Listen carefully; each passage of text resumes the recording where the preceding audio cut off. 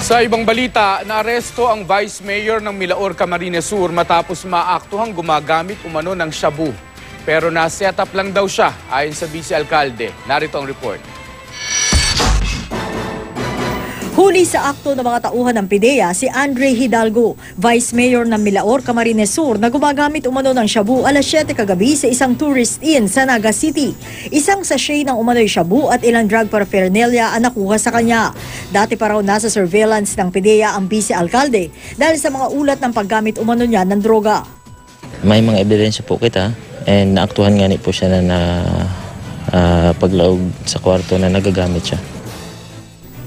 Todo tanggi naman sa paratang si Hidalgo. Kaya nga after the case, matarang ka nung nangyari. Ipos ka magagalas mong baga.